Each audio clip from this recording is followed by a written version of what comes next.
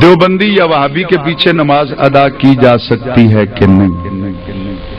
ذرا غور سے سنیے گا. دیوبندی یا وہابی کے پیچھے نماز ادا کی جا سکتی ہے یا نہیں؟ میں سادات کے بخاری فیملی سے تعلق رکھتا ہوں. امام زین العابدین کے 36ویں خاندان میں میں اس وقت آپ کے سامنے بیٹھا ہوں. جتنا میرے رب نے چاہا میں نے علم دین بھی حاصل کیا، قرآن پاک کا حافظ بھی ہوں، تجوید بھی پڑھی، اور پنجاب یونیورسٹی سے میں نے ہسٹری میں ماسٹر بھی کیا، ایم اے بھی کیا. ایک پیر گھرانے کے ساتھ میرا تعلق ہے، ہاتھ بھی لوگ چومتے ہیں، پیار بھی کرتے ہیں. میں کسی کی ماں کو گالی دوں وہ میرا ہاتھ چومے نہیں؟ اونچی آواز سے بولا، تکڑے ہو کے بیٹھے ہیں، جٹ ذمہ دار لوگ بیٹھے ہیں، ذرا میری بات کا جواب دیجیے گا. اگر اس پورے مجمع میں سے کسی کی ماں کو میں گالی دوں وہ میرے پیچھے نماز پڑھے گا؟ اونچی آواز سے بولا.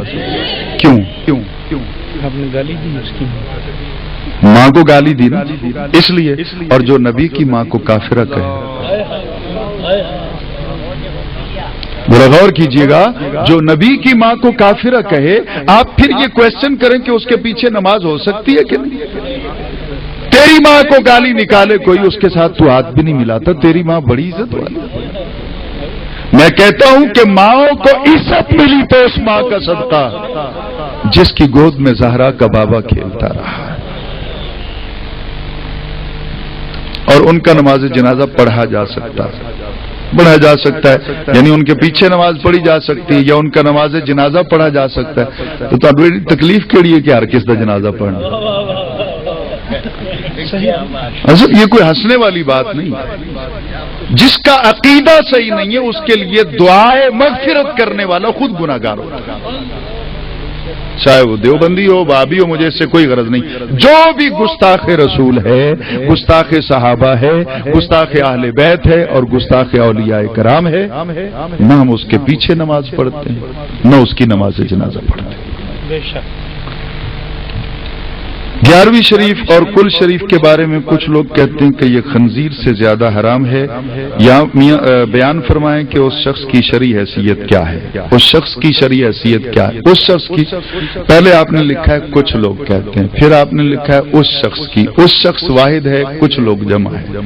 اب کتنے لوگ کہہ رہے ہیں؟ ایک کہہ رہا ہے، یہ جتنے بھی لوگ کہہ رہے ہیں، جتنے بھی لوگ یہ فتویٰ لگا رہے ہیں وہ بکواس کر رہے ہیں. 11ویں شریف ہے یا کل شریف ہے، اس میں ہوتا کیا؟ یہ 100 مرتبہ آپ نے مسئلے کو سمجھا ہوگا.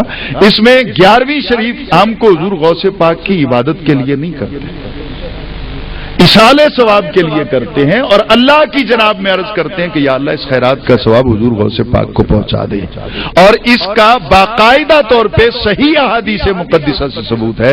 حضرت سعد رضی اللہ تعالیٰ عنہ نے اپنی والدہ کے بارے میں پوچھا تو سرکار نے کہا کہ پانی کی کمی ہے، اس کا کوئی انتظام کر دو. انہوں نے کنواں کھدوایا، اور کنویں پہ کھڑے ہو کر آپ نے یہ کہا ہو کہ حاضر فی سبیل اللہ، ثابت کر دے مولوی میں آ جاؤں گا، میرا قتل معاف. حاضہی لأم سعد، انہوں نے کہا یہ سعد کی ماں کے لیے ہے، حاضہی فی سبیل اللہ نہیں، لأم سعد، غیر کے نام پر آیا. غیر کے اونچی آواز سے تو بول رہے ہیں. یہ صحیح کیا ہے؟ یہ کیا ہے؟ جو مانتا ہے اونچی آواز سے بول دے، باقیوں کے بارے میں فرشتہ لکھ لے گا. یہ قرآن پاک ہے صحیح؟ یہ قرآن پاک ہے تو میں دیکھتا ہوں، اس کو شروع کرتا ہوں. سورۃ البقرہ، بقرہ گائے کو کہتے ہیں. نعوذ باللہ، یہ اللہ کا نام تو نہیں ہے، تو یہ سورت غیر کے نام پہ ہو گئی. بول دیں اونچی آواز سے تو بول دیں. آپ جو سامنے بیٹھے نا جی، آپ بولیں. پیچھے والے گھر اپنی بیگموں سے وعدہ کر کے آئے کہ ہم نے بولنا نہیں آج. اس سے آگے ہے سورہ آل عمران. نہیں، وہ آپ اکیلے نہیں ڈرتے، مولوی بھی ڈرتے ہیں. جی آل عمران یہ بھی غیر کے نام پہ. سورۃ النساء یہ بھی غیر کے نام پہ. سورۃ المائدہ دسترخوان والی یہ بھی غیر کے نام پہ.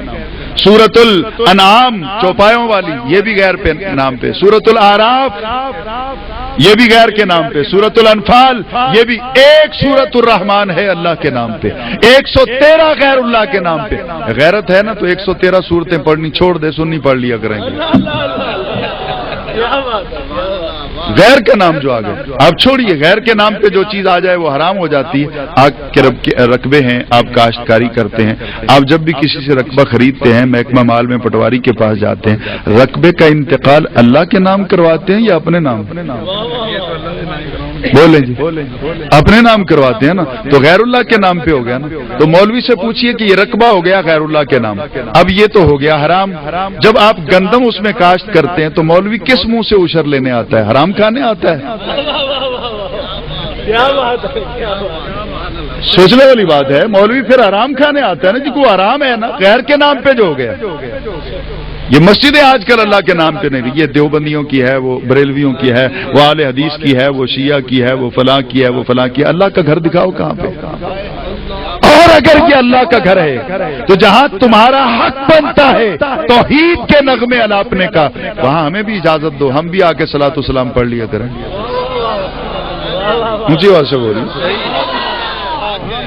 ہماری مسجد میں ایک بار تبلیغی جماعت والے آ گئے تو میں نے کہا جی کہ آپ کو اجازت نہیں، آپ تشریف لے جائیں، آپ کے اپنے مسلک کے لوگ ہیں، وہاں جا کے تبلیغ کریں۔ تو انہوں نے کہا جی نہیں جی، ان کی مرضی ہے، ہمیں وہاں جانے دیں یا نہ جانے دیں، ہم تو یہاں دین کی باتیں کرنے کے لیے۔ میں نے کہا جی اب وہاں جائیں، جا کے دین کی باتیں کریں۔ جی وہ تو ان کی مرضی ہے جی، وہ ہمیں پتہ نہیں وہاں جانے دیتے۔ تو میں کہ ادھر پیسے پڑے ہوئے جی، وہ تمہیں مرضی ہے جانے دیں یا نہ جانے دیں، ادھر آ جاتے ہو روزانہ بستر اٹھا کے اور سوندے بھی پھر دال کھا کے نا۔ تو اب ذرا حضور غور کیجئے گا کہ اچھا یہ غیر اللہ کے نام پہ، تو حضرت سعد نے بھی اپنی ماں کے نام پہ کنواں، اب اس سے پانی نبی پاک نے پیا۔ غوث پاک کے نام پہ خیرات پکی ہو تو یہ خنزیر ہے، اس لیے کہ یہ غیر کے نام پہ پکی ہے۔ وہ کنواں بھی تو غیر کے نام پہ تھا۔ مولوی ہے حوصلہ تو سینے پہ ہاتھ رکھ، فتویٰ لگا، اس کا پانی صدیق اکبر نے حرام سمجھ کے پیا کہ حلال؟ حضرت عمر فاروق نے حلال سمجھ کے پیا کہ حرام؟ حضرت عثمان غنی نے، حضرت علی نے، صحابہ نے، پھر میرے آقا صلی اللہ علیہ وسلم نے اس کنویں کا پانی پیا، کیا سمجھ کے پیا؟ ایصال ثواب کی چیز ہے، جائز ہے، حلال ہے، اور اس پہ ہم قرآن پڑھتے ہیں، کچھ اور نہیں پڑھتے۔ اور جس پہ قرآن پڑھا جائے نا اس کو شیطان نہیں کھاتا۔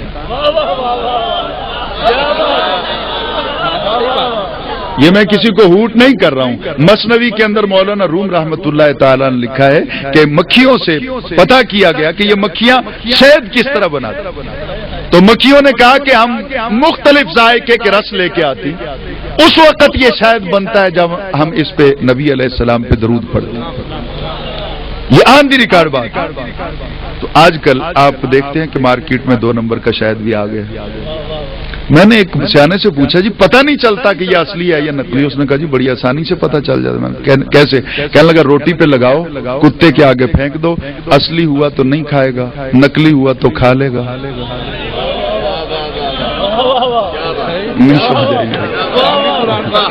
ذرا غور کیجئے گا، کتے کے آگے روٹی ڈال دو،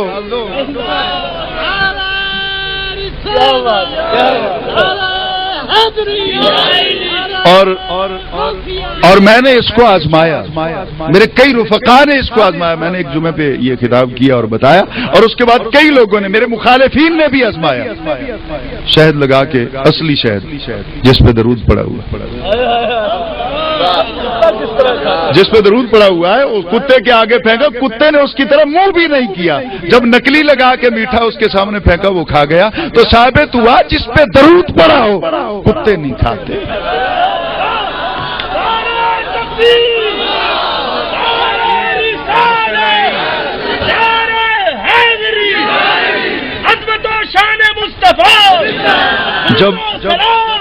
जब इकामत पढ़ी जाए तो नमाजियों को कब खड़ा होना चाहिए? हमारे नजदीक नमाजी उस वक्त खड़े होंगे जब तकबीर कहने वाला हय्या अलस सलाह हय्या अलल फलाह पे पहुंचेगा। पहले सब नमाजी सफ में बैठ जाएंगे, उस वक्त जाग। अगर खावंद बैक वक्त तलाक के सलासा दे दे तो तलाक हो जाएगी कि नहीं, और उसके बाद सुलह की कोई गुंजाइश रह जाती है कि नहीं? फिक़ह हनफी के तहत, बल्कि चारों फुक़हा के तहत कोई गुंजाइश नहीं रहती 3 तलाकें देने के बाद। वो हराम करना हो तो परले को फतवा मिल जाए। क्या मिलाद शरीफ मनाना कुरान और सुन्नत से साबित है? बिल्कुल साबित है, कुरान और सुन्नत से साबित है। नबी की आमद पर खुशी मनाना, नबी अलैहिस्सलातु वस्सलाम पर अल्लाह तबारक व तआला के जितने भी फजल हुए, रहमतें हैं, करम है, वो हम सरकार का ही जिक्र करते हैं। उसमें कौन सी बात है जो आप कुरान और सुन्नत से साबित करने के लिए परेशान है? उसमें जो कुछ भी है। और इस दफा तो आपने देखा पूरी दुनिया, यकीन कीजिए, मेरी हज़रत साहब किबला 2-4 ईसाई पादरियों से मुलाकात हुई, वो रो रहे थे। ये सानेहा जो हमारा कराची में हुआ उसमें, और उसमें आपने देखा कि अल्लाह ने बाकायदा अखबार की ये तहकीक है कि वो दहशतगर्द, वो मकरूह चेहरे वाला पिछले 3 घंटों से जुलूस में शामिल था, लेकिन हुजूर किबला वो बम ब्लास्ट नहीं कर सका। कब ब्लास्ट किया? जब नमाज पढ़ी जा रही थी, सर सजदे में थे और सुभान रब्बियल आला की सदा दे रहे थे, उस वक्त बम ब्लास्ट हुआ। तो खल्लाक के आलम ने यह साबित कर दिया कि आखिरी वक्त में रब का नाम लेना उसी को नसीब होगा जो जिंदगी में रसूल का नाम लेता रहा। वो सारा दिन या रसूल अल्लाह के नारे लगाते रहे। रब को इतना पसंद आया, रब ने कहा कि शहादत तो मिलती है सबको, लेकिन तुझे शहादत भी ऐसी दूंगा कि सजदे में सर होगा और फिर हुसैन के मानने वाले एक बार सुन्नत हुसैनी पे अमल कर देंगे। आखिर में आपसे गुजारिश ये है, आप क्यों सब हंसने लगते हैं? क्या है वो? ठीक है, उनका एक अपना मिजाज है, आप तो अपने ही बैठे हैं। ये क्या तमाशा है? आप जब ज्यादा मुंह उस तरफ करके देखेंगे उनको और मजा आएगा, वो इसी तरह करेंगे। या उनका एक अपना ज़ौक है, वो जो कह रहे हैं वो दुरुस्त कह रहे हैं। क्या उनके मन में सरकार की मोहब्बत है, वो कह रहे हैं और आप उस पर हूट करते हैं, हंसना शुरू कर देते हैं, पागल समझ। ये कोई तरीका नहीं होता। तो हुजूर वाला आखिर में सिर्फ इतनी गुजारिश है, अहबाब भी बैठे हैं, बुजुर्ग बैठे हैं, मैं तो इन सब के कदमों की खाक के बराबर नहीं हूं। दिल से एक दुआ कर दें कि अल्लाह ताला हम सबको मरने से पहले पहले अपने प्यारे नबी अलैहिस्सलाम का दीदार नसीब फरमा दे। व आखिर दावाना अनिल हम्दुलिल्लाह।